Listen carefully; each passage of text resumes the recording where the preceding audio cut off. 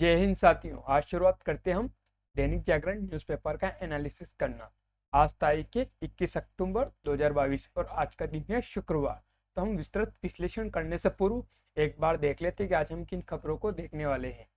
तो 10 लाख भर्तियां करेगी केंद्र सरकार, तो इसको देखेंगे।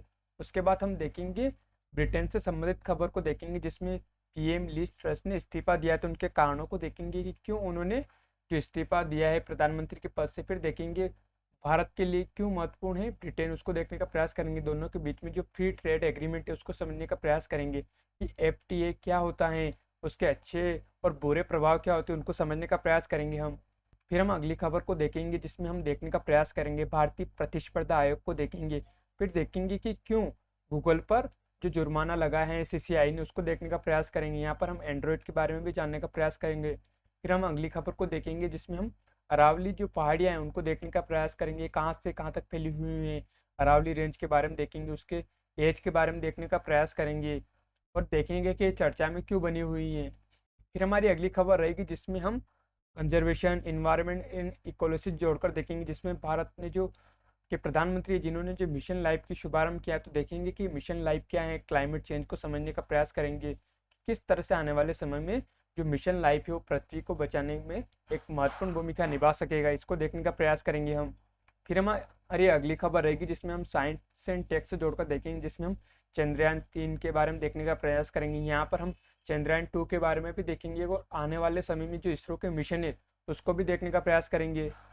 फिर अभिव्यक्ति में आप स्वयं पढ़ने का प्रयास कीजिएगा कि किस तरह से आने वाले समय में जो विश्व का आपूर्तिकर्ता बन सकता है भारत, तो इसे देखने का आप स्वयं प्रयास कीजिएगा, पढ़ने का प्रयास कीजिएगा कि आने वाले समय में भारत किस तरह से जो ग्लोबल सप्लाई चेन है उसमें अपनी हिस्सेदारी को बढ़ा सकता है, उसके सामने क्या चुनौतियाँ और क्या अवसर है, और भारत को इस दिशा में किस तरह से काम करना चाहिए या भारत किस तरह से काम कर रहा है, तो इसमें आप स्वयं पढ़ने का प्रयास कीजिएगा। फिर हमारी अगली खबर रहेगी, जिसमें हम मॉडर्न हिस्ट्री से संबंधित खबर को देखने का प्रयास करेंगे। फिर हम देखेंगे श्यामा प्रसाद मुखर्जी ने रखी थी भारतीय संघ की नींव। तो 1951 में आज ही प्रखर राष्ट्रवादी श्यामा प्रसाद मुखर्जी ने नेहरू के साथ विवाद के बाद मंत्री पद से इस्तीफा देकर भारतीय जनसंघ की स्थापना की थी। फिर 1977 में जनसंघ व कुछ अन्य दलों के विलय से जनता पार्टी अस्तित्व में आई। फिर 1980 में जनता पार्टी के विघटन के बाद भाजपा बनी थी, जो आज हम देखते हैं। तो ये भाजपा का इतिहास रहता है, एक छोटे से ओवरव्यू में हमने देख लिया। फिर हम जो यूके है उसके मैप का एनालिसिस करेंगे, उसको देखने का प्रयास करेंगे। फिर हम देखेंगे कि फ्री ट्रेड एग्रीमेंट क्या होता है। फिर हम देखेंगे कि फ्री ट्रेड एग्रीमेंट को एक इमेज के थ्रू समझने का प्रयास करेंगे। फिर हम देखेंगे कि उसके प्रोस और कॉन्स क्या होते हैं फ्री ट्रेड एग्रीमेंट के, उसको समझने का प्रयास करेंगे। फिर हम देखेंगे भारतीय प्रतिस्पर्धा आयोग को देखेंगे कि क्या होता है। फिर भारतीय प्रतिस्पर्धा आयोग के बारे में एक छोटे से ओवरव्यू में समझने का प्रयास करेंगे।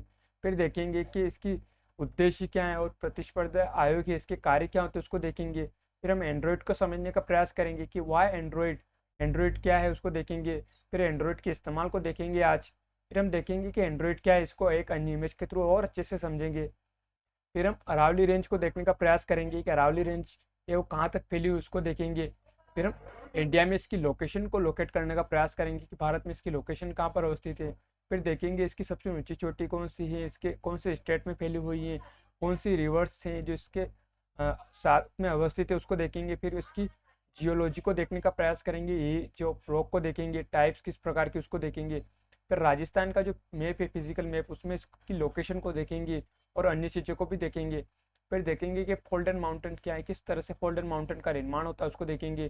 फिर एक इमेज के थ्रू या वीडियो के थ्रू समझने का प्रयास करेंगे कि इस तरह से माउंटेन का निर्माण हो रहा है उसको देखेंगे। फिर राजस्थान का जो फिजिकल स्वरूप है उसको देखने का प्रयास करेंगे। फिर हम देखेंगे कि जियोलॉजिकल टाइम स्केल को देखेंगे, जिसमें जो अरावली रेंज कब निर्माण हुई उसको देखने का प्रयास करेंगे। फिर हम देखेंगे चंद्रयान 2 के बारे में देखेंगे। फिर चंद्रयान 2 के बाद देखेंगे कि कहाँ पर इसको लॉन्च किया गया था, किया जाना था और क्यों असफल होने की वजह से फिर चंद्रयान 3 को लाया गया। फिर इसके बारे में कुछ देखने का प्रयास करेंगे हम चंद्रयान 3 के बारे में। फिर देखेंगे कि आने वाले समय भारत के और कौन कौन से मिशन है उसको भी हम देखने का प्रयास करेंगे यहाँ पर। फिर कुछ इमेज के थ्रू हम क्लाइमेट चेंज को समझने का प्रयास करेंगे। फिर हम देखेंगे कि ग्लोबल वार्मिंग क्या है, क्लाइमेट चेंज क्या है। फिर जो मिशन लाइफ है उसको देखने का प्रयास करेंगे कि मिशन लाइफ क्या है। फिर हम देखेंगे गांधी जी की जो सिद्धांत था ट्रस्टीशिप, उसको देखने का प्रयास करेंगे। फिर हम सर्कुलर इकोनॉमी उसको समझने का प्रयास करेंगे कि सर्कुलर इकोनॉमी क्या होती है, उसके क्या फ़ायदे हैं, क्या नुकसान है, उसमें अंदर क्या क्या किया जाता है उसको देखेंगे। फिर एक वीडियो के थ्रू समझने का प्रयास करेंगे सर्कुलर इकोनॉमी को। फिर हम आसियान की मैप को देखेंगे। आसियान की मैप में हम सिंगापुर है उसकी लोकेशन को लोकेट करने का प्रयास करेंगे। फिर हम सिंगापुर के जो मैप है उसका पर्टिकुलरली एनालिसिस करेंगे। फिर हम वर्ल्ड मैप में देखेंगे कि सिंगापुर की लोकेशन कहाँ पर अवस्थित है और क्यों ये महत्वपूर्ण है, इसको भी देखने का प्रयास करेंगे कि इसकी सामरिक स्थिति क्यों महत्वपूर्ण है। फिर अंत में हम जिन कंट्रीज़ की बात करेंगे उनको अंत में जाते जाते समय हम जो गूगल मैप है उसमें देखते चलेंगे। तो आइए शुरुआत करते हैं हमारी पहली खबर से। 10 लाख भर्तियां करेगी केंद्र सरकार। तो पीएम ने सभी मंत्रालय और विभागों को दिया 10 लाख नौकरी देने का लक्ष्य। युवाओं को मिलेगा ग्रुप ए, ग्रुप बी और राजपत्रित और अराजपत्रित और ग्रुप सी की नौकरी। गृह मंत्रालय के अधीन आने वाले विभागों में सबसे ज़्यादा होगी भर्तियां। एसआई कांस्टेबल से लेकर एलडीसी स्टेशनों पीए के पद भी शामिल है। तो इसमें हमें देखना था कि आने वाले समय में जो सरकार है उसकी क्या नीतियां हैं जो भर्तियों को लेकर। तो इसको हमें बस यहाँ एक ओवरव्यू देखना था इसका कि आने वाले समय में सरकार की क्या है मंशा रोजगार को लेकर। तब बढ़ते हैं अगली खबर पर। पार्टी में विद्रोह के बाद ब्रिटिश पीएम लिज ट्रस का इस्तीफा। तो इसे किससे जोड़कर देख सकते हैं? तो GS2 अंतर्राष्ट्रीय संबंधों से अफेक्टिंग इंडिया इंटरेस्ट से जोड़कर देख सकते हैं। तो अब देखते हैं कि ये चर्चा में क्यों बनी हुई है। तो सबसे पहले कि इन्होंने जो टैक्स कटौती का फैसला वापस लेने से राजनीतिक झंझावत में फंसी ब्रिटेन की प्रधानमंत्री लीज ट्रस ने गुरुवार को इस्तीफा दे दिया है। तो ये इसकी वजह थी कि इन्होंने इस्तीफा क्यों दिया है। तो और देखते हैं इनके बारे में कि इन्होंने केवल 44 दिन तक ब्रिटेन की प्रधानमंत्री रही। इससे पहले इनका जो कार्यकाल वो सबसे छोटा है ब्रिटिश प्रधानमंत्री के रूप में। ट्रस्ट ने नागरिकों को महंगाई से निजात दिलाने के लिए जो टैक्स कटौती का वादा किया था और ये कंजर्वेटिव के जो आंतरिक पार्टी का जो चुनाव है उसमें जीत गई थी इस वादे के अनुसार। और फिर इन्होंने जो भारतीय मूल के जो ऋषि सुनक थे उनको हराकर जो पार्टी की जो आंतरिक चुनाव था उसमें जीत हासिल की थी। अब सुनक का क्या विचार था इस टैक्स कटौती को लेकर? तो सुनक ने कहा था जो टैक्स कटौती है वो जो ब्रिटेन है उसकी आर्थिक व्यवस्था के लिए खतरनाक है। ट्रस्ट के जो ट्रस्ट है अब इन्होंने ऐसा विचार नहीं माना और ट्रस्ट ने सरकार बनाने के बाद जो टैक्स कटौती के कई प्रावधान किए। इसके बाद जो ब्रिटिश अर्थव्यवस्था थी वो अस्थिर हो गई और शेयर बाजार लुढ़कने लगे। डॉलर के मुकाबले पाउंड कमजोर पड़ने लगा और विपक्ष और सत्ता पक्ष ने उठते विरोध के कारण जो कंजर्वेटिव पार्टी की जो पीएम थी जो लीज इनको इस्तीफा देना पड़ा। अब हम देखते हैं कि हमारे लिए क्यों महत्वपूर्ण है। तो ट्रस्ट के इस्तीफे के बाद ब्रिटेन और भारत के बीच होने वाला जो मुक्त व्यापार समझौता है वो कुछ और दिनों के लिए टल गया है। तो ये हमारे जो अर्थव्यवस्था उस पर असर पड़ेगा किसके लिहाज से? फ्री ट्रेड एग्रीमेंट की। तब यहाँ पर जो ब्रिटिश की बात की है यानी यूके, तो उसके मैप का एनालिसिस करते हैं और फ्री ट्रेड एग्रीमेंट है उसको देखने का प्रयास करते हैं हम। तो ये यूके का मैप हो गया। तो सबसे पहले समझते हैं कि ब्रिटेन, ग्रेट ब्रिटेन और यूनाइटेड किंगडम में क्या अंतर होता है।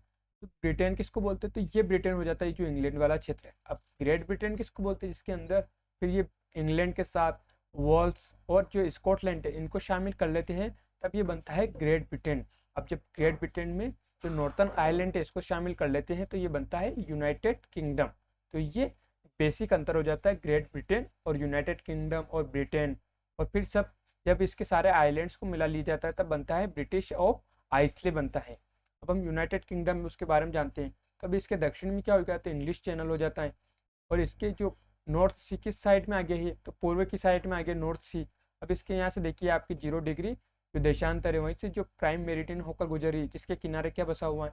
तो लंदन बसा हुआ है। उसके अलावा आप देखिए यहाँ से जो थेम्स नदी है वो होकर निकल रही है, वो इंग्लिश चैनल में जाकर गिरती है। थेम्स नदी को जो ये प्राइम मेरिडियन है वो काट रही है यानी इंटरसेक्ट कर रही है। उसके अलावा आप देखिए ये वेल्स हो गया है। उसके अलावा आप देखिए उत्तर की साइड में स्कॉटलैंड हो गया, ये ग्लासगो हो गया जहाँ COP26 की जो समिट आयोजित की गई थी। ये एडिनबर्ग हो गया है, ये हाईलैंड्स हो गया है। इसके बीचों में देखिए आप पेनिस जो माउंटेन्स है वो अवस्थित है इसके बीचों बीच में। इधर कैम्ब्रियन माउंटेन्स अवस्थित है जिसके नाम पर जो जियोलॉजिकल टाइम स्केल का नाम रखा गया है। इसके अलावा आप देखिए बर्मिंघम जहाँ पर हाल ही में जो राष्ट्रमंडल खेलों का आयोजन हुआ था, ऑक्सफोर्ड, ब्रिस्टल, थेम्स। उसके अलावा देखिए पोर्ट्समाउथ, इसका पोर्ट्स हो गया, डोवर हो गया, ये इंग्लिश चैनल और जो फ्रांस, इन दोनों के बीच में जो कनेक्टिविटी पॉइंट है वो हो गया। उसके अलावा आप इसके और महत्वपूर्ण शहरों को देखिए, जैसे ये नॉर्थर्न आयरलैंड की इसकी राजधानी क्या होगी? तो बेलफास्ट इसकी राजधानी हो जाती है। इसके पश्चिम में क्या आ जाता है? यूके।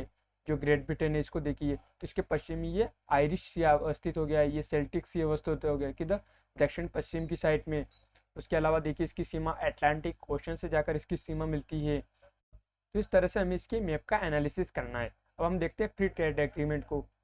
तो फ्री ट्रेड एग्रीमेंट, तो इसका मतलब क्या है कि ए pact between two or more nation to reduce barriers to imports and export among them, यानी सीधी सी बात ये कहना चाह रहा है कि दो या दो से अधिक देशों के बीच में एक समझौता, जिसमें वो जो बैरियर्स है, जो शुल्क है, आयात और निर्यात शुल्क, उनको धीरे धीरे कटौती करने का काम करेंगे। तो ये चीज़ दिखाई हुई फ्री ट्रेड एग्रीमेंट के। तो आप देखिए इस इमेज से समझने का प्रयास कीजिए। फ्री ट्रेड एग्रीमेंट, ये कंट्री ए हो गई, कंट्री बी हो गई।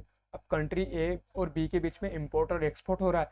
अब यहाँ पर क्या किया जाएगा इन दोनों के बीच में, कि जो रेस्ट्रिक्शन है उनको कम करना है, जो बैरियर्स है धीरे धीरे उनको रिड्यूस करना है। तो इसको बोलते हैं फ्री ट्रेड एग्रीमेंट। अब हम इनके प्रोस और कॉन्स को देख लेते हैं। तो प्रोस क्या हो गया कि ये इकोनॉमिक ग्रोथ है उसको बढ़ाता है। दूसरा है कि जो गवर्नमेंट का जो स्पेंडिंग है उसको कम करता है। दूसरा है कि टेक्नोलॉजी ट्रांसफर होता है इसके अंदर, तो ये अच्छे प्रभाव होगा। अब इसके कॉन्स क्या है, तो ये जो जॉब है वो इंक्रीज तो करता है लेकिन आउटसोर्सिंग कर देता है उनकी। दूसरा है कि इसमें पुअर वर्किंग कंडीशन होती है और डिग्रेडेशन ऑफ नेचुरल रिसोर्सेज। तो ये उसके कुछ नकारात्मक बिंदु हो गए। अब बढ़ते हैं अगली खबर पर। प्रतिस्पर्धा आयोग ने आईटी कंपनी गूगल पर 1337 करोड़ रुपए का जुर्माना। तो जीएसटी भारत की राज्यव्यवस्था से जोड़कर देख सकते हैं। तो भारतीय प्रतिस्पर्धा आयोग यानी सीसीआई ने दिग्गज टेक कंपनी गूगल पर 1337 करोड़ रुपए का जुर्माना लगाया है। एंड्रॉइड मोबाइल डिवाइस इकोसिस्टम में एकाधिकार का दुरुपयोग करने पर गूगल पर यह जुर्माना लगाया गया है। सीसीआई ने गूगल को अनुचित व्यापार गतिविधि को निर्धारित समय के भीतर बंद करने के निर्देश दिए हैं। अब ये तो विषय हो गया कि चर्चा में क्यों बना हुआ है सीसीआई। अब देख लेते हैं कि एंड्रॉइड के बारे में कुछ क्या बातें कही गई। तो एंड्रॉइड एक मोबाइल ऑपरेटिंग सिस्टम है। स्मार्टफोन या टैबलेट निर्माता कंपनियां इसे अपने उपकरणों में इंस्टॉल करती हैं। गूगल पर स्मार्टफोन कंपनियों के साथ अनुचित व्यापार व्यवहार को लेकर 2 समझौते करने के आरोप हैं। इसमें मोबाइल एप्लीकेशन वितरण समझौता यानी MADA प्रमुख है। सीसीआई ने कहा है कि MADA यानी जो मोबाइल एप्लीकेशन वितरण समझौता है के तहत पूरे गूगल मोबाइल सूट के प्री इंस्टॉलेशन को अनिवार्य बनाने, इसे अनइंस्टॉल करने का विकल्प नहीं देने और उनका बेहतर प्लेसमेंट उपकरण निर्माताओं पर अनुचित शर्त लगाने के बराबर है। तो ऐसा प्रतिस्पर्धा आयोग का कहना है। तो हमारे महत्वपूर्ण खबर क्या रहेगी, हमारा मतलब महत्वपूर्ण जो चीज़ है वो है भारतीय प्रतिस्पर्धा आयोग के बारे में और एंड्रॉइड के बारे में हम देखते हैं। तो भारतीय प्रतिस्पर्धा आयोग यानी कंपटीशन कमीशन ऑफ इंडिया, तो इसका जो यहाँ पर लोगो है, अब लोगो के नीचे क्या लिखा हुआ, तो fair competition for greater good, ये इसका लोगो हो गया और ये स्लोगन हो गया। अब इसके बारे में देखते हैं हम। तो फॉर्म्ड कब हुआ था, तो 2003 में हुआ था। इसके प्रेसिडेंटिंग कमीशन क्या है, तो monopolies and restrictive trade policies commission. Jurisdiction तो रिपब्लिक ऑफ इंडिया। हेडक्वार्टर कहाँ है, तो न्यू दिल्ली में। ये कमीशन एग्जीक्यूटिव ने तो अशोक कुमार गुप्ता जी हैं और ये नीचे इसकी वेबसाइट दी हुई है। अब हम देखते हैं भारतीय प्रतिस्पर्धा आयोग के बारे में। तो भारतीय प्रतिस्पर्धा आयोग competition commission of India Bharat की एक विनियामक संस्था है यानी रेगुलेटरी बॉडी है और इसका उद्देश्य स्वच्छ प्रतिस्पर्धा को बढ़ावा देना ताकि बाजार उपभोक्ताओं के हित का साधन बनाया जा सके।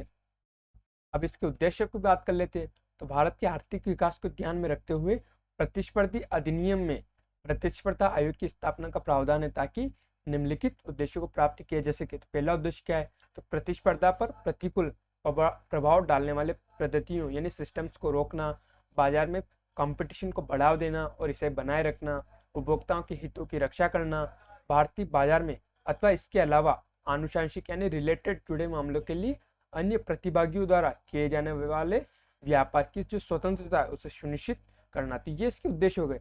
अब इसके कार्य देख लेते हैं, यानी जो प्रतिस्पर्धी आयोग है उसके कार्य क्या हैं।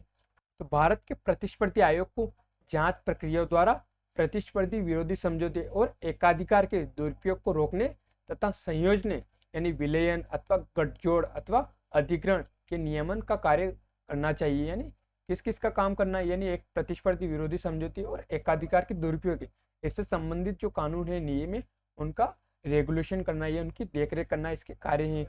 किसी भी कानून के तहत गठित प्राधिकरण या केंद्र सरकार से प्राप्त संदर्भ के संबंध में जो प्रतिस्पर्धा मुद्दे पर अपना मत देना। सीसीआई को प्रतिस्पर्धी मुद्दों पर प्रतिस्पर्धा की हिमायत, जन जागरूकता और प्रशिक्षण भी प्रदान करने का अधिदेश है, यानी इसके कुछ मैंडेट रखे गए हैं। अब देखते हैं इसके बारे में और।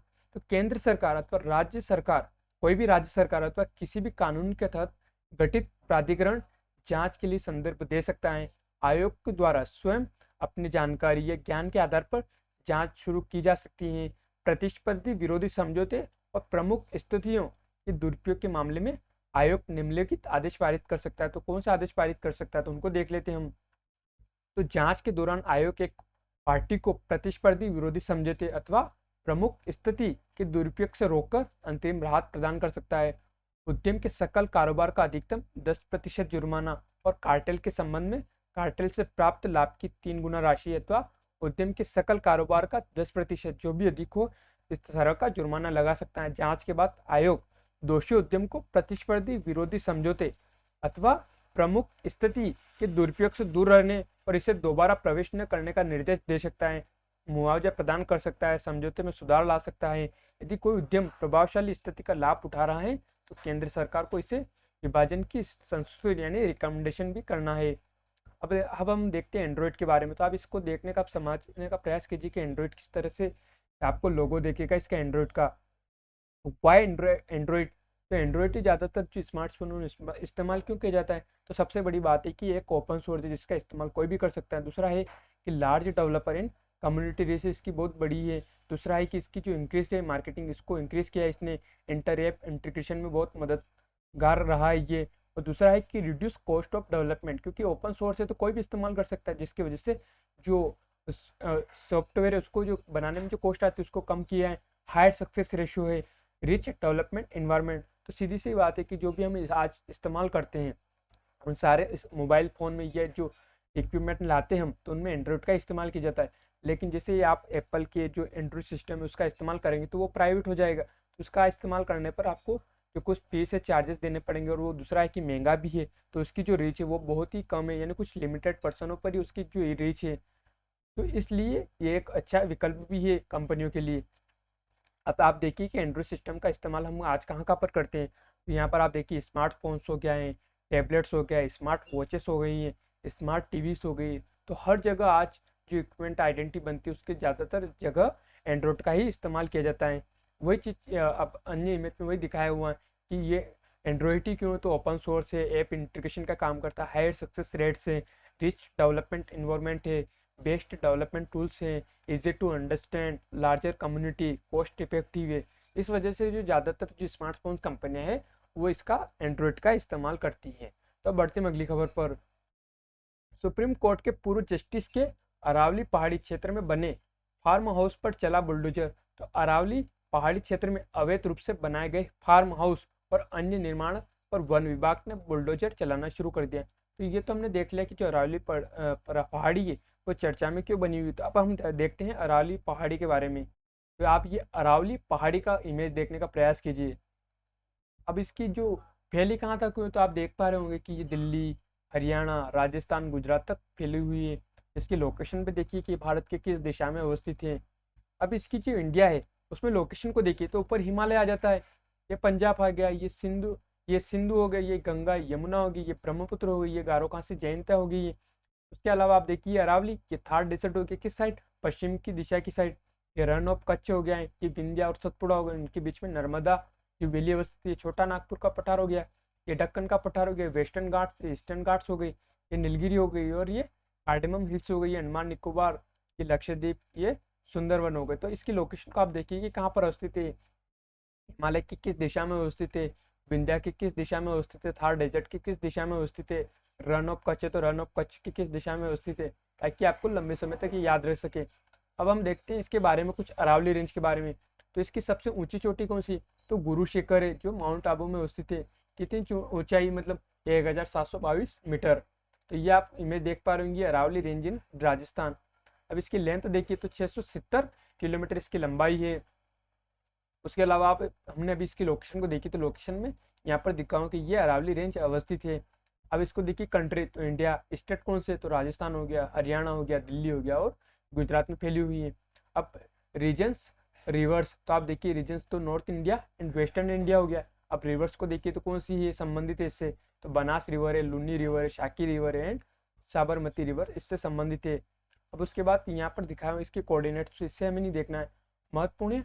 अब हम इसकी जियोलॉजी को देखिए तो ओरिजिन क्या होगी इसकी, तो अरावली दिल्ली और ओरेगोन हो जाती है। अब एज ऑफ रॉक क्या होगी, तो प्री कैम्ब्रियन इसकी एज हो जाती है। फिर टाइप्स ऑफ रॉक कौन सी, तो फोल्डन माउंटेन्स फ्रॉम लेट टेक्टोनिक्स। अब इनको हम समझने का प्रयास करेंगे, जो एज ऑफ रॉक की बात की है और दूसरा है टाइप्स ऑफ रॉक्स की बात की है। तो हम पहले देखते हैं कि जो ये राजस्थान का मैप हो गया, राजस्थान के मैप में आप देख पा रहे होंगे कि अरावली रेंज होगी और ये जो थार मरुस्थल हो गया। अब देखिए ये डेजर्ट नेशनल पार्क हो गया। अब आप देख पा रहे होंगे कि अरावली रेंज है, ये इसके बीचों बीच में आ जाती है राजस्थान के।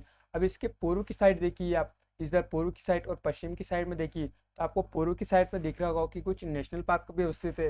ये सरिस्का हो गया, ये केवला देव हो गया, ये रणथंबोर हो गया, ये दरा हो गया। ये कुछ जो महत्वपूर्ण जो कंजर्वेशन है या जो क्षेत्र है, अभ्यारण्य क्षेत्र, वो अवस्थित है इसकी साइड। अब इसके पश्चिमी साइड केवल एक है, डेजर्ट नेशनल पार्क अवस्थित है। ये पाकिस्तान हो जाता है, ये हरियाणा हो जाता है, ये दिल्ली हो जाता है, ये मध्य प्रदेश से गुजरात, इससे इसकी सीमा लग रही है। लूनी, माही, साबरमती, जो सब नदियां हैं यहीं पर अवस्थित हैं। इसके अलावा आप कुछ महत्वपूर्ण सिटी को देखिए, तो ये कोटा हो जाता है, ये भीलवाड़ा हो गया है, ये अजमेर हो गया है, जयपुर हो गया है, ये गंगपुर हो गया है, तो ये जोधपुर, ये बीकानेर। तो ये महत्वपूर्ण इसकी कुछ सिटी हो जाती हैं। तो आप इसकी फिजिकल मैप को देखिए, यहाँ से कौन सी नदियाँ निकल रही हैं। आप इतनी मेहनत कर सकते हैं कि जो रणथंबोर है ये कौन सी नदी के पास अवस्थित है, ये कौन सी नदी जा रही है, ये चंबल नदी। और ये कौन सा यहाँ पर जो कोटा बैराज अवस्थित है, तो आप देख पा रहे होंगे यहाँ पर। तो इस तरह से आप देखिए, इसको समझने का प्रयास कीजिए। अब यहाँ पर जो फोल्ड माउंटेन्स की बात की थी, उनको देख लेते कि फोल्ड माउंटेन्स क्या है। तो ये आप देख पा रहे होंगे, ये ओशनिक, ये यहाँ पर मेग्मा दिखा हुआ और ये ओशनिक प्लेट होगी, ये सी हो गया। अब यहाँ पर क्या दिखा हुआ कि जो ओशनिक प्लेट है वो मेल्ट हो रही है और यहीं पर जो ओशन ट्रंच है वो बनता है, यानी जिसका हम मेरियाना ट्रंच बोलते हैं। तो वो कहाँ पर बनता है, तो ऐसी जगह बनता है जहाँ सबसे गहरा भी है। अब ये जब ये प्लेट जले अंदर जाएगी मेग्मा के अंदर, तो ये जलेगी। अब जलेगी तो ये वोल्केनो का ये बाहर आएगा, तो यहाँ पर हमें कुछ जो ज्वालामुखी क्रियाएं वो घटित होती दिखाई देगी और ये फॉल्टन माउंटेन से निर्माण होगा। अब एक अन्य इमेज से समझिए कि किस तरह से जो माउंटेन है उसका निर्माण हो रहा। तो ये सबसे ऊपर क्या कहती है, जो ओशनिक क्रस्ट हो जाती है। उसके अलावा देखिए ये अपर मोस्ट मेंटल हो जाती है, जो सॉलिड है। अब ये लिथोस्फीयर हो गया, इसके नीचे क्या हो गया, एस्टेनोस्फीयर हो गया। अब जो यहाँ पर जो सबडक्शन जोन है वो कहाँ होता है, तो ये यहाँ पर होता है। ये लिथोस्फीयर नीचे जा रही है। अब जब ये नीचे जाएगी तो जलेगी, जलेगी तो इसके जो कुछ अवशेष ऊपर आएंगे, तो ऊपर आएंगे तो धीरे धीरे धीरे धीरे यहाँ पर ज्वालामुखी घटना घटित होगी और दोनों टकराने की वजह से जो माउंटेन्स उसका निर्माण होगा। तो आप देख पा रहे होंगे कि यहाँ पर जो ओशन ट्रच है उसका निर्माण हो गया है, ये वोल्केनिक आर्क का निर्माण हो रहा है। और यहाँ पर देखिए ये कॉन्टिनेंटल क्रस्ट हो गई, जो दोनों के बीच में टक्कर हो रही है, यानी क्या क्षेत्र हो रहा है, ये कन्वर्जेंट हो रही है। और यहाँ पर जो मोहर डिसकंटिन्यूटी हो जाती है, ये मैग्मा चेंबर हो जाते हैं और ये राइजिंग डाइस्पीड्स हो जाती हैं। तो जब हम पृथ्वी की आंतरिक संरचना पढ़ते हैं तब उसमें इन चीज़ों को देखते हैं। फिर हम ज्वालामुखी घटना देखते हैं कि किस तरह से होता है। तो एक होती है कि आप आपस में आना, एक होती है कि दूर जाना। तो इन सबको हमको लिंक करके देखना है कि किस तरह से जो ज्वालामुखी घटना घटती है, किस तरह से हमें पृथ्वी की आंतरिक संरचना से इसको जोड़कर देख सकते हैं। अब आप एक इमेज के थ्रू देखिए किस तरह से जो माउंटेन्स है उसका निर्माण हो रहा है, गोल्डन माउंटेन्स का। तो आप देख पा रहे होंगे किस तरह से दोनों प्लेटें टकरा रही है और उसकी वजह से माउंटेन से उसका निर्माण हो रहा है। और यहीं आसपास में जो ज्वालामुखी घटना है या भूकंप की घटना है वो ज़्यादा घटित होगी। ये राजस्थान का जो भौतिक स्वरूप यानी फिजिकल जो यहाँ पे उसको देखिए, तो ये पश्चिमी मरुस्थलीय प्रदेश हो जाता है, ये बीच में अर्धशुष्क संक्रामक प्रदेश हो जाता है और ये अरावली रेंज हो जाती है। और इसके पूर्व में देखिए तो पूर्वी मैदान हो जाता है, तो ये दक्षिणी राजस्थान वाला क्षेत्र हो जाता है। तो ये राजस्थान का फिजिकल मैप है। अब हमने जो वहाँ पर बात की थी इस इमेज में, ये कौन सी एज है इसकी, तो ये प्री कैम्ब्रियन एज का है। तो हम जो जियोलॉजिकल टाइम स्केल उसमें देख लेते हैं कि जो प्री कैम्ब्रियन है वो कहाँ पर अवस्थित है। तो ये आप देख पा रहे होंगे, ये पहले इस पूरे चार्ट को समझिए। तो ये हो गया इयोन एरा और ये पीरियड हो गया, ये मिलियंस ईयर्स ऑफ एगो। और ये के इवेंट्स जो कौन सी घटनाएं घटित हुई है, तो आप देख रहे पा रहे होंगे कि 3500 मिलियन ईयर्स एगो पहले कौन सा रहा था, तो प्री कैम्ब्रियन वाला जो पीरियड है वो रहा था। अब ये किसके अंदर आता है, तो ये इसको 3 हिस्से आ गए इसके। अब ये हो गया हिडियन, आर्कियन और प्रोटोजोइक, जिसे क्या बोलते हैं, प्री कैम्ब्रियन भी बोलते हैं। 3500 साल years ago, million years ago वाला समय रहा है, जब कहाँ शुरुआत होती है किसकी, जीवन की।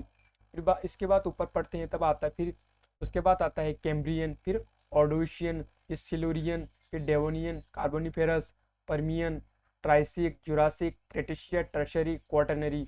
तो अब आप देख पा रहे होंगे कि पेलोजोइक में कौन से हिस्से आ गए, तो कैम्ब्रियन आ जाता है, ऑर्डोविशियन आ जाता है, सिल्यूरियन आ जाता है, डेवोनियन आ जाता है, कार्बोनिफेरस आ जाता है और पर्मियन। तो ये किसके अंदर आ जाते हैं? तो ये पेलोजोइक के अंदर आ जाते हैं। तब आप देख पा रहे हो कि यहाँ पर कौन सी महत्वपूर्ण घटना घटती है, तो इनवर्टिब्रेट्स बिकम कॉमन हो जाते हैं। फिर उसके बाद जैसे ही पर्मियन पे आते हैं तो यहाँ पर होता है पर्मियन मास एक्सटिंक्शन होता है। फिर जैसे हम मेसोजोइक पे आते हैं तो Triassic, Jurassic, Cretaceous, tertiary, tertiary माफ कीजिए ये केजोजोइक में आ जाएगा। फिर मेसोजोइक में आप देखिए तो यहीं पर जो एक्सटिंक्शन ऑफ डायनासोर होता है। उसके बाद आप ऊपर देखिए तो ये कैनोजोइक हो गया, जिसमें टर्शरी और क्वाटरनरी हो गया, यानी 1.6 मिलियन ईयर्स हो गए जहाँ पर एमोन का इवॉल्व होता है। तो ये कुछ महत्वपूर्ण हो गए। तो इस तरह से हमें जो यहाँ पर टाइम स्केल की बात की थी तो उससे समझना था कि जो टाइम स्केल है वो क्या होती है। तो इस तरह से हमें इस खबर को देखना है। तो बढ़ते हैं अगली खबर पर।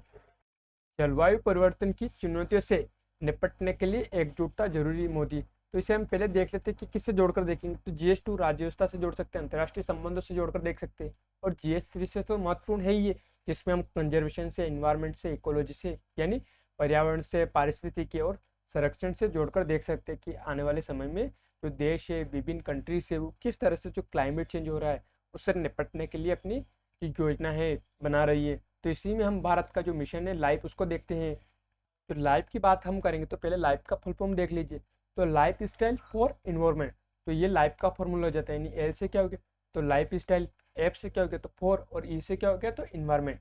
तो एल आई से पूरा क्या हो गया तो लाइफ स्टाइल, एफ से फॉर और ई से इन्वायरमेंट हो गया है। तब हम खबर को देखते हैं। तो PM मोदी और UN प्रमुख गुटेरेस ने मिशन लाइफ का किया शुभारंभ।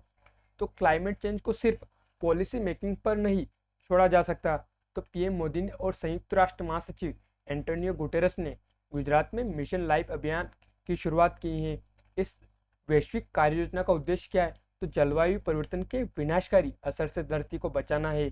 इस मौके पर मोदी ने कहा कि जलवायु परिवर्तन की चुनौतियों से निपटने के लिए सभी की एकजुटता जरूरी है। भारत जलवायु परिवर्तन के खतरे से निपटने के लिए प्रतिबद्ध है। मोदी जी ने और कहा कि ग्लेशियर पिघल रहे हैं, नदियां सूख रही हैं, मौसम अनिश्चित हो रहा है। ये बदलाव लोगों को सोचने के लिए मजबूर कर रहे हैं कि क्लाइमेट चेंज को सिर्फ पॉलिसी मेकिंग पर ही नहीं छोड़ा जा सकता है, धरातल पर काम करना होगा। मिशन लाइफ P3 यानी प्रो प्लेनेट पीपुल्स के आइडिया को मजबूत करेगा। मिशन लाइफ धरती की सुरक्षा के लिए जन जन की शक्तियों को जोड़ता है, उनको बेहतर इस्तेमाल करना सिखाता है। मिशन लाइफ इस पर भरोसा करता है कि छोटे छोटे प्रयासों का भी व्यापक प्रभाव हो सकता है। गांधी जी का ट्रस्टीशिप का सिद्धांत हमें लाइफ मिशन लाइफ के लिए प्रेरित करता है। पर्यावरण संरक्षण एवं संतुलन के ख्याल से ही उनकी ऐसी जीवन शैली अपनाई थी। मोदी ने कहा कि वैकल्पिक ऊर्जा एवं पर्यावरण संरक्षण की दिशा में गुजरात ने अच्छा कदम उठाए हैं। नहर के ऊपर सोलर पैनल लगाने ही या सूखे इलाके में जल संरक्षण का काम हो, गुजरात हमेशा आगे रहा। तो इन्होंने कुछ गुजरात के बारे में बताई है। अब यहाँ पर मोदी जी ने कहा कि रिड्यूस, रीयूज, रिसाइकल व सर्कुलर इकोनॉमी सदियों से भारत की जीवन शैली या जीवन संस्कृति का एक हिस्सा रही है। संयुक्त राष्ट्र के समर्थन से दुनिया ने के जो करोड़ों लोग हैं उन्होंने स्वस्थ जीवन के लिए योग को अपनाया है। मिशन लाइफ प्रकृति के संरक्षण से लगते हर पहलू को जीवन शैली में समावेश करेगा, जिन्हें हमारे पूर्वज अपनाते थे। उन्होंने लोगों से अधिकाधिक रिड्यूस, रीयूज एवं रिसाइकल और सर्कुलर इकोनॉमी की अवधारणा को अपनाने के लिए कहा है कि उन्होंने मोदी जी ने मिशन लाइफ यानी पर्यावरण के लिए जीवन शैली यानी लाइफ फॉर एनवायरमेंट, तो ये चीज बातें हुई। अब यहाँ पर मोदी जी ने और क्या कहा, तो व्यायाम करते समय साइकिल का प्रयोग करें, जीवन शैली बदलने के लिए थोड़ा सा प्रयास पर्यावरण में मददगार साबित हो सकता है। कुछ लोग एसी का तापमान 17 डिग्री सेल्सियस तक रखते हैं, इससे पर्यावरण पर बुरा असर पड़ता है। दुनिया में प्रति व्यक्ति 4 टन कार्बन उत्सर्जन की तुलना में भारत में जो यह प्रति व्यक्ति महज 1.5 टन है। 8 साल में भारत की वैकल्पिक ऊर्जा क्षमता 290% की बढ़ोतरी हुई। तो ये भारत के बारे में कुछ बता दिया कि भारत में जो स्थिति है वैकल्पिक ऊर्जा की वो क्या है। दूसरा है कि भारत कितना कार्बन उत्सर्जन करता है प्रति व्यक्ति के लिहाज से, तो 1.5 टन उत्सर्जन करता है। दूसरे देश कितना करते हैं वो दिखा दिया है। और हमें क्या करना चाहिए अभी हम आगे देखेंगे कि इसके तहत और क्या क्या किया जा सकता है। अब हम देखते हैं कि जो UN प्रमुख गुटेरेस ने क्या कहा इस गुजरात में जो मिशन का शुभारंभ किया जाता था। तो उन्होंने कहा कि जलवायु परिवर्तन विश्व की सबसे बड़ी समस्या है और इसके संरक्षण के लिए हमें सामूहिक प्रयास करना होगा। कुदरत के संसाधनों का हमें विवेकपूर्ण उपयोग करना चाहिए। जलवायु परिवर्तन, जैव विविधता को नुकसान तथा प्रदूषण की समस्या की असली जड़ संसाधनों का अधिक उपयोग तथा हमारी जीवन शैली है। मिशन लाइफ अभियान दुनिया भर में फैलाना होगा, तो ऐसा गुटेरेस जी ने कहा है इस सम्मेलन में। अब हम देखते हैं कि जो मिशन लाइफ है उसके तहत क्या क्या किया जाएगा। मिशन लाइफ यानी लाइफ फॉर इन्वायरमेंट, तो इस पर अमल करके 2027 और 28 तक कार्बन उत्सर्जन में 20% की कमी लाई जा सकती है। नीति आयोग ने 7 श्रेणी की आदतों की सूची तैयार की है जिसमें बदलाव किया जा सकता है। जिसमें क्या है, तो किन में आदत बदलाव करना है, तो ऊर्जा बचत करनी है, जल सुरक्षा को बढ़ावा देना है, सिंगल यूज प्लास्टिक के इस्तेमाल को कम करना है, टिकाऊ खाद्य प्रणाली उसको अपनाना है, स्वच्छता अपनाने और स्वच्छ जीवन शैली और ई वेस्ट को कम करने की जो आदतें हैं वो शामिल है।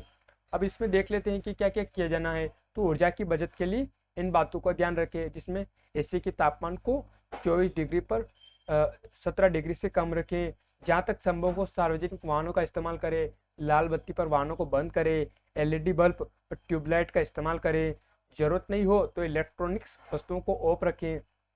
तो ये है ऊर्जा बचत के लिए। अब पानी बचाने की कौन सी आदतें अपनाएं, तो कम पानी वाली फसलें उगाएं, बारिश के पानी को जमा करें, एसी वो वाटर प्यूरिफायर से निकलने वाले पानी का इस्तेमाल करें, पानी की छोटी छोटी लीकेज को बंद करें, टेप वाटर को बर्बाद होने से बचाएं।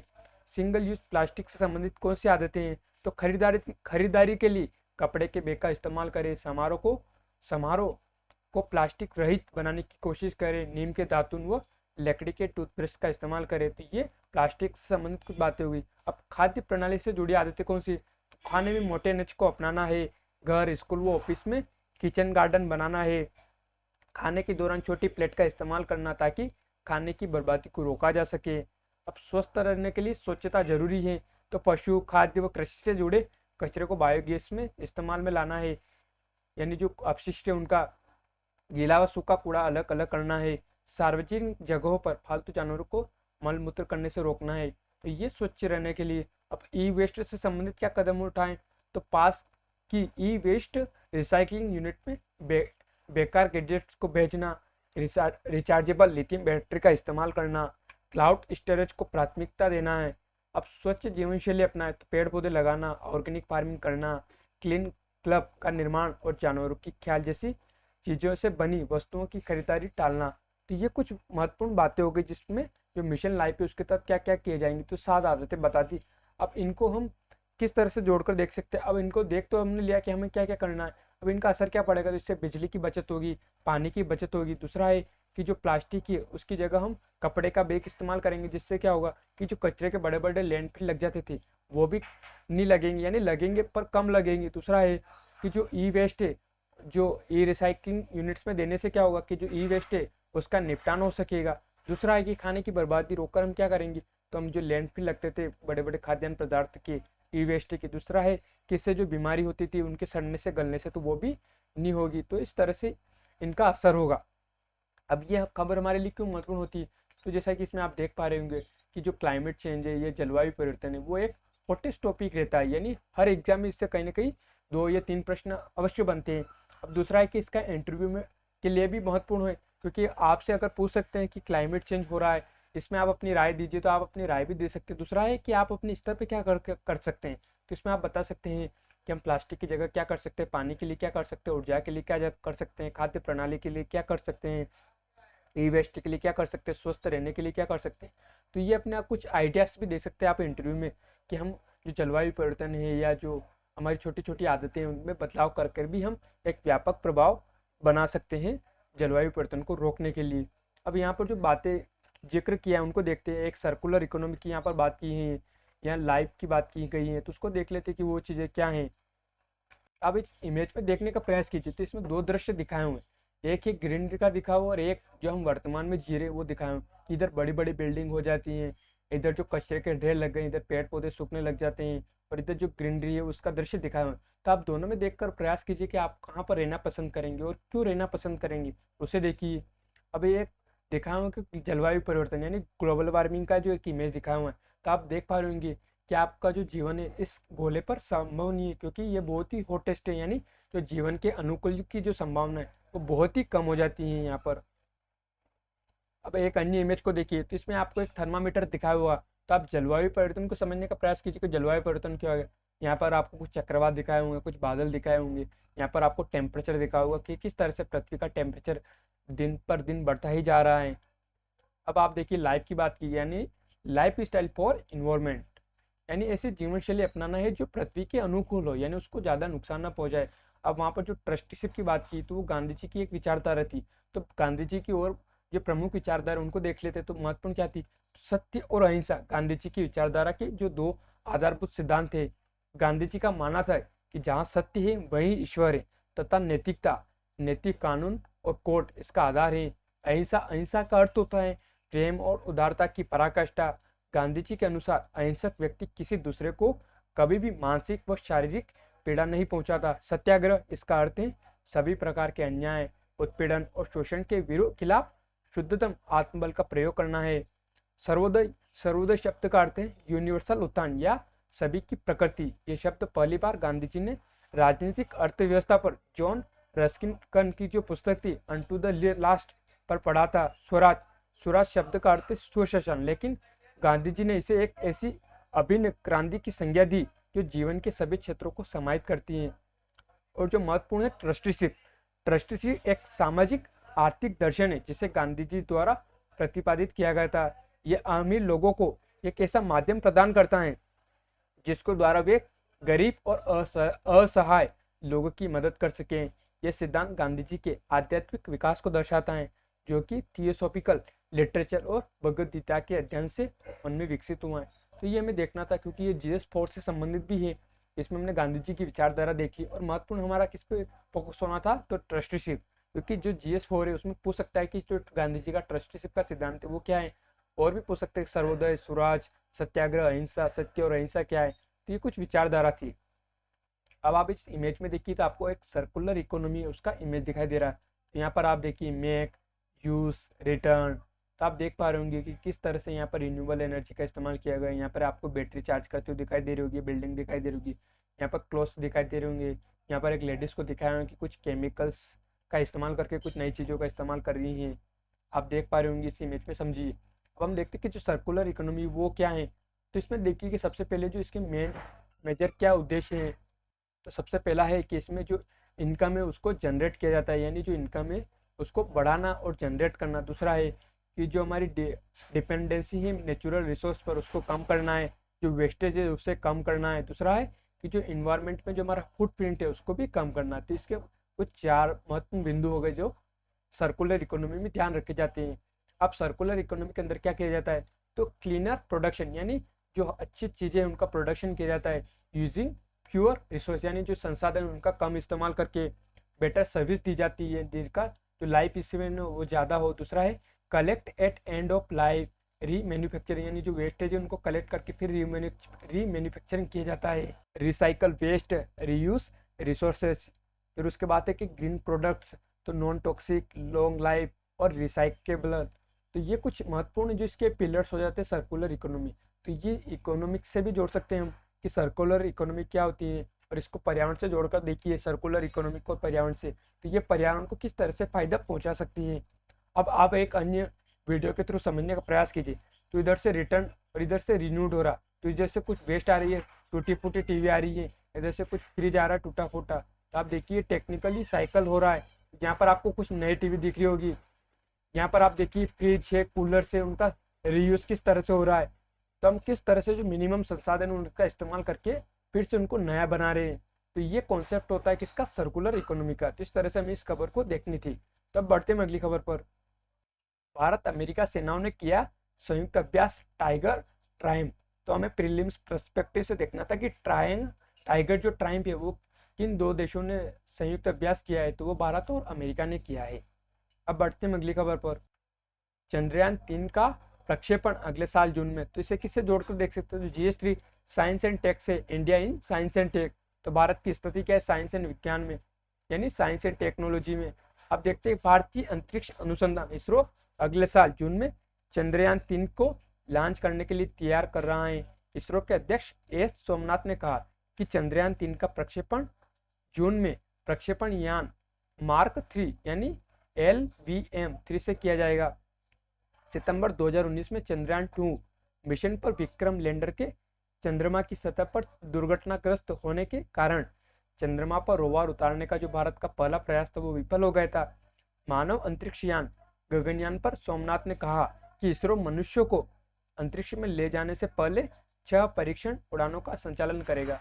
तो वो पहले ट्रायल करेगा किसको, अंतरिक्ष के जो यान है उनका मानव को ले जाने से पहले। तो हम यहाँ पर कुछ यानों के बारे में देखते हैं, यानी मिशन के बारे में देखते हैं। तो आप देख पा रहे होंगे ये कुछ इमेज कि किस तरह से जो मिशन है चंद्रयान 2, चंद्रयान 3 उनको लॉन्च किया जाएगा। तो चंद्रयान 2 तो हमारा विफल हो गया था। आने वाले समय में भारत की जो चंद्रयान 3 है उसको लॉन्च करने की है। तो पहले हम चंद्रयान 2 के बारे में देख लेते हैं कि चंद्रयान 2 क्या है। तो चंद्रमा के दक्षिणी ध्रुव क्षेत्र में जाने वाला पहला मिशन था। तो दिखाया हुआ कि चंद्रमा हो गया, ये उत्तरी ध्रुव हो गया, ये दक्षिणी ध्रुव हो गया, जहाँ पर चंद्रयान 2 को लॉन्च करना था, लेकिन कुछ कारणों की वजह से विफल हो गया था। तो यहाँ पर कुछ लागत दिखाई हुई है। लॉन्च की तारीख कब थी, तो 2019 थी। लॉन्च व्हीकल कौन सा था, तो GSLV मार्क 3 जिससे लॉन्च किया गया था। अब यहाँ पर उपग्रह दिखाया हुआ है। और लैंडर कौन सा हो गया था, तो विक्रम हो गया था। रोवर कौन सा हो गया था, तो प्रज्ञान हो गया था। उपग्रह, लैंडर, विक्रम और रोवर प्रज्ञान की बजट करीब कितना था, तो 603 करोड़ रुपए था। तो मिशन चंद्रयान 2 में होने वाले होंगे उपग्रह, लैंडर, विक्रम और रोवर प्रज्ञान। तो इसके कुछ 3 हिस्से दिखा दिए कि लैंडर, विक्रम, रोवर प्रज्ञान और उपग्रह हो गए। और कहाँ पर लॉन्च किया जाना था, तो दक्षिणी ध्रुव पर। यहाँ पर चंद्रयान 2 का कुछ दिखाया हुआ है कि दक्षिणी ध्रुव चांद का वह हिस्सा जहाँ पर अमेरिका, रूस, चीन ने भी जाने की कोशिश नहीं की। तो आप देख पा रहे होंगे चंद्रयान 2 जहाँ पर भारत का मिशन था, लेकिन कुछ कारणों की वजह से जो असफल हुआ। तो आप देख पा रहे होंगे कि भारत चंद्रयान 2 है, उसका मिशन क्या था कि दक्षिणी ध्रुव है वहाँ पर सॉफ्ट लैंडिंग कराना। तो आप यहाँ पर और अन्य देशों के भी देखिए, तो यहाँ पर USA का दिखाया हुआ, अमेरिका का दिखाया हुआ। तो ये लूना किसका हो गया, तो ये USA का हो गया। अमेरिका के देखिए आप, अमेरिका के, ये चाइना का देखिए आप। तो ये चाइना का जो मिशन हो जाता है चंद्रमा के लिए। और आप यहाँ पर देख पा रहे हो कि तो अमेरिका के और रशिया के थोड़े ज़्यादा से ज़्यादा मिशन दिखाई दे रहे होंगे इस पे चंद्रमा पर। और भारत का देखिए आप। अब हम चंद्रयान 3 के बारे में देखते हैं। अब चंद्रयान 3 में क्या किया जाएगा, जो चंद्रयान 2 का जो ऑर्बिटर था उसी का इस्तेमाल किया जाएगा, जिसकी लाइफ 1 साल से बढ़ाकर अब 7 साल कर दी गई है। GSLV mark 3 had to be optionalized by for launch Chandrayaan 2 that's already in place will be used by the lander rover to communicate with earth। यानी आने वाले समय में जो चंद्रयान 2 है उसी का जो ऑर्बिटर है या जो रॉकेट है उसी का इस्तेमाल किया जाएगा, क्योंकि हमारे पास वो ऑलरेडी इस्तेमाल कर चुके हैं हम, क्योंकि हमारी जो मिस्टेक्स है वो किसी दूसरी चीज़ में आई थी। लेकिन जो रॉकेट है वो तो अच्छा है, तो इसी का इस्तेमाल किया जाएगा कम्युनिकेट करने के लिए। किससे, अर्थ से और मून से। तो आप यहाँ पर देख पा रहे होंगे दिखाया हुआ है कि आने वाले समय में कि किस तरह से जो रॉकेट है उसका इस्तेमाल किया जाएगा चंद्रयान 3 को लॉन्च करने के लिए। तो यहाँ पर लिखा हुआ है लिक्विड कोर बूस्टर, यहाँ पर सॉलिड स्टेम्प ऑन, और यहाँ पर क्रायोजेनिक जो अपर स्टेज हो गई है और ये अर्थ हो गई है। तो यहाँ से लॉन्च किया जाएगा चंद्रमा के लिए। तो यहाँ पर दिखा हुआ है कि चंद्रयान 3 का जो पेलोड है वो चंद्रयान 2 के समान ही रहेगा, और जो लैंडर और जो रोवर है वो चंद्रयान 2 में जिस तरह के इस्तेमाल किए थे उनको भी वैसा ही इस्तेमाल किया जाएगा। भारत है उसका जो चंद्रमा पर ये मिशन कौन सा होगा, तो ये तीसरा मिशन होगा। चंद्रयान 1, चंद्रयान 2 और चंद्रयान 3। तो ये थर्ड मिशन होगा जो किस पे भेजा जाएगा, जो चंद्रमा पर भेजा जाएगा। और जो आने वाले समय में जो चंद्रमा है उसके जो दक्षिणी ध्रुव है वहाँ पर एक सॉफ्ट लैंडिंग कराना है इसका उद्देश्य, ताकि जो चंद्रमा है उसके बारे में और विस्तृत जानकारी प्राप्त की जा सके। तो आप देख पा रहे होंगे यहाँ पर कुछ इमेज दिखाए हुए हैं, कुछ ऑर्बिटर की इमेज दिखाई हुई है, यहाँ पर लैंडर रोवर की इमेज दिखाई हुई है, यहाँ पर आप देख पा रहे होंगे पेलोड की इमेज दिखाई हुई है, विक्रम लैंडर। तो आप देखिए, समझिए इनको और अच्छे से। तो अब हम देखते हैं कि आने वाले समय में भारत के और कौन कौन से मिशन है। तो आदित्य L1 सूर्य की कोरोना और वातावरण की स्टडी करना है, आदित्य L1 को भेजेगा आने वाले समय में। इसकी लॉन्चिंग तारीख दिखाई हुई है। फिर गगनयान, स्पेस में भारत का पहला मानव मिशन होगा। दूसरा है मंगलयान 2, तो ऑर्बिटर मिशन होगा, मंगल के वातावरण का अध्ययन करेगा। चंद्रयान 3 सॉफ्ट लैंडिंग या सैंपल रिटर्न मिशन हो सकता है। शुक्रयान आर्बिटर मिशन होगा जो शुक्र के वातावरण का अध्ययन करेगा। इंडियन स्पेस स्टेशन, अंतरिक्ष में भारत का स्पेस स्टेशन स्थापित करने की योजना पर काम करेगा। तो ये कुछ मिशन है जो आने वाले समय में इसरो लॉन्च करने वाला है। अब बढ़ते हैं अगली खबर पर। नेताजी सुभाष चंद्र बोस ने किया आजाद हिंद सरकार का गठन। तो GS1 मॉडर्न हिस्ट्री से जोड़कर देख सकते हैं। तो 1943 में आज ही नेताजी सुभाष चंद्र बोस ने सिंगापुर में आज़ाद हिंद सरकार की घोषणा की थी। भारत के प्रति निष्ठा और देश को आज़ाद करने की शपथ के साथ गठित सरकार में नेताजी ने प्रधानमंत्री व विदेश मंत्री का पद संभाला था। 16 सदस्यीय मंत्री स्तरीय समिति भी गठित की गई थी। तो ये कुछ दृश्य दिखाया हुआ है आज़ाद हिंद सरकार का, यानी सेना को जो गठन किया था उस समय का। तो आप देख पा रहे होंगे इसको इमेज में, क्योंकि ये इमेज अन्य जगहों पर भी दिखाया जाता है। तो अब हम यहाँ पर जो सिंगापुर की बात की तो उसके मैप को देखते हैं।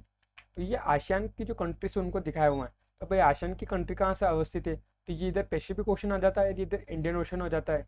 अब आप देख पा रहे होंगे ये म्यांमार हो गया है, ये थाईलैंड हो गया, ये लाओस हो गया, ये कंबोडिया हो गया, ये वियतनाम हो गया, ये मलेशिया, और ये सिंगापुर की लोकेशन हो गई। और ये इंडोनेशिया का मैप हो गया, और यहाँ पर ब्रूनेई आ जाता है। तो आप देख पा रहे होंगे कि इसकी लोकेशन कहाँ है, तो ये मलक्का स्टेट हो जाती है, ये साउथ चाइना सी हो जाता है। अब आप यहाँ पर इमेज को देखिए तो ये जो जलियान है वो दिखाया हुआ है कि इनका जो रास्ता है आने जाने का, यानी पैसिफिक ओशन से अगर इन्हें इंडियन ओशन में आना है तो ये रास्ता पकड़ते हैं, और इधर से अफ्रीका, यूरोप और जो मिडल ईस्ट है वहाँ पर जाते हैं, तब ये रास्ता होता है। अब इसके अलावा आप और भी अन्य रूट्स को देखिए, समझिए। महत्वपूर्ण हमारे था सिंगापुर की लोकेशन को दिखाना कि आसियान में उसकी लोकेशन कहाँ पर अवस्थित है। अब आप सिंगापुर की जो पर्टिकुलर मैप उसको देखिए, इसके उत्तर में मलेशिया आ जाता है, दक्षिण में स्टेट ऑफ सिंगापुर आ जाती है, ये जोहर आ जाता है, यानी जो स्टेट ऑफ जोहर किसके बीच में हो जाती है, तो मलेशिया और सिंगापुर के बीच में हो जाती है, इन दोनों को अलग करती हैं। इसके अलावा आप देखिए इसमें महत्वपूर्ण जो शहर है, इसके अंदर एक रिजर्वियर स्थित है, ये सिंगापुर हो जाता है। ये चांगी एयरपोर्ट है इसका महत्वपूर्ण। उसके अलावा आप देखिए ब्रिज, तो दोनों मलेशिया और सिंगापुर को जोड़ने का काम कर रहा है। तो इस तरह से आप देखिए इसकी मैप को, समझिए। अब आप ये जो एशिया का मैप दिखा है उसमें आप सिंगापुर की लोकेशन को देखिए कि इसकी सामरिक स्थिति क्यों महत्वपूर्ण थी, क्यों हर कोई देश चाहता है कि सिंगापुर में अपना एक सैनिक अड्डा हो, नौसैनिक बेस, नौसैनिक का जो अड्डा है वो हो। आप देख पा रहे होंगे इधर पैसिफिक ओशन हो जाता है, इधर इंडियन ओशन हो जाता है। और इधर आप देखिए अगर पैसिफिक ओशन से किसी को आना है तो वो सिंगापुर यानी जो मलक्का स्टेट है यहीं से होकर गुजरेगा। अब यहाँ पर अगर कोई गुजरेगा, अगर किसी का नौसैनिक जो अड्डा है अगर वो सिंगापुर के पास होता है तो वो जो भी शिप या जहाँ जो भी गुजरेगा उस पर निगरानी रख सकता है, उसको रोक सकता है, युद्ध के समय उसकी जो सप्लाई चेन है उसको बाधित कर सकता है। इसलिए इसकी लोकेशन वो महत्वपूर्ण है।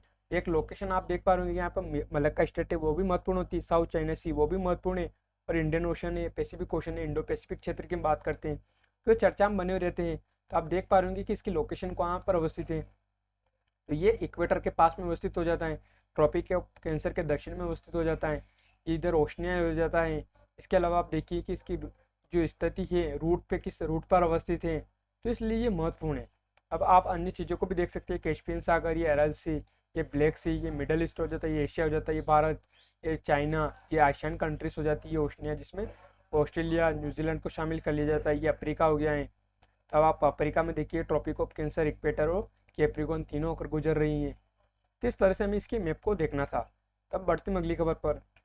जो हमारी न्यूज़ एनालिसिस है वो तो यहीं पर समाप्त होती है, लेकिन जिन कंट्रीज़ का हमने जिक्र किया है अब हम उनको मैप में देख लेते हैं। तो ये हमारा प्यारा भारत हो गया। तो हम सबसे पहले चलते हैं सिंगापुर। तो ये बंगाल की खाड़ी हो गई, ये अंडमान सागर हो गया है।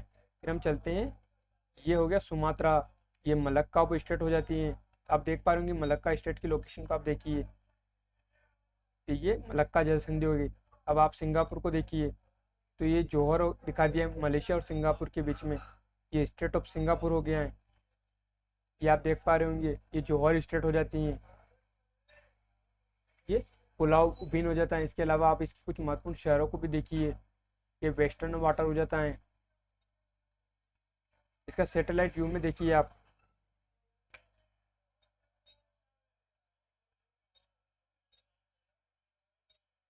आप ऊपर से देख पा रहे हो कि कितना वेल प्लान बनाया गया है सिंगापुर को, आप देखिए इसके 3D इमेज को देखिए आप।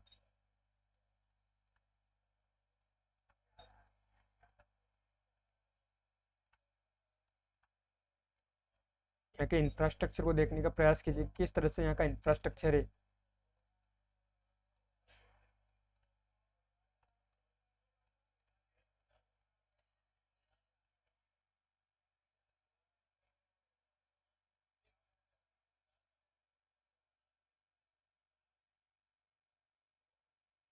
आप देखिए कि किस तरह से यहाँ की जो प्लानिंग है, जो अर्बन प्लानिंग है वो बनाई गई है।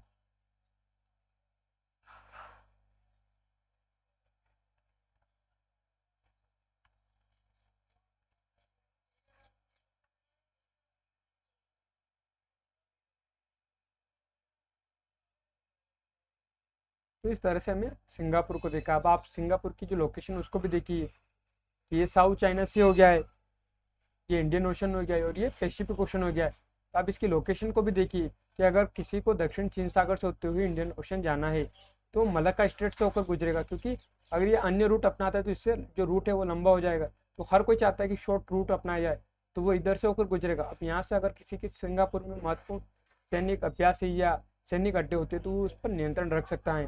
तो इसलिए सिंगापुर की स्थिति वो महत्वपूर्ण हो जाती है। तो हम देखते हैं यूके का मैप को देखिए। तो अब हमें चलना है यूके, यूके यानी यूनाइटेड किंगडम। तो ये अरब सागर, फिर उसके बाद चलते हैं हम जो अदन की खाड़ी से होते हैं, लाल सागर से होते हैं, स्वेज कैनाल से होते हैं, भूमध्य सागर से होते हुए, जिब्राल्टर से होते हुए, फिर हम चलते हैं अटलांटिक ओशन आ गया है, और ये आ गया है इंग्लिश चैनल आ गया है, और ये यूनाइटेड किंगडम यानी ये लंदन हम पहुंच गए हैं। तो आप देख पा होंगे इसकी कुछ महत्वपूर्ण सिटी देखा हुई, Manchester, Sheffield, Cambridge, London, Oxford, Birmingham, Wales, ये साउथ एम्पटन, तो इसके कुछ महत्वपूर्ण पोर्ट हो जाते हैं। अब इसके आप अन्य इमेज में देखिए ये चीज़, ये एडिनबर्ग, ये ग्लासगो, स्कॉटलैंड, ये उत्तरी सागर हो गया, ये आइलैंड हो गया है, ये उत्तरी आइलैंड जिसकी राजधानी बेलफास्ट हो जाती है। अब इसकी लोकेशन को देखिए, समझिए अच्छे से। अब इसका फिजिकल मैप में आप देखिए, अब इसकी राजधानी लंदन को देखिए एक बार। अब इसका फिजिकल मैप में देखिए आप लंदन को, ये थेम्स नदी के किनारे बसा हुआ है ये लंदन शहर।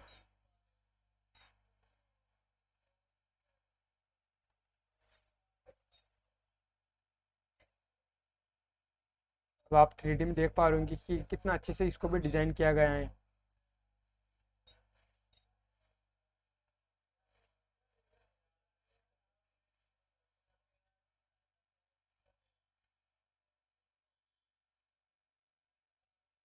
तो इस तरह से इनकी जो प्लानिंग इस तरह शानदार की गई है। अब गूगल मैप पे सैटेलाइट व्यूज देखने पर भी हमें कितना शानदार नज़ारा दिख रहा है यहाँ का। ये थेम्स नदी को देखिए आप, ये थेम्स नदी अवस्थित हो गई है।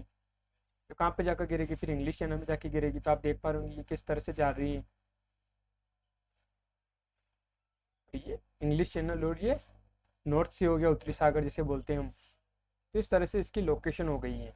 तो हमारा जो विश्लेषण है वो यहीं समाप्त करते हैं। धन्यवाद।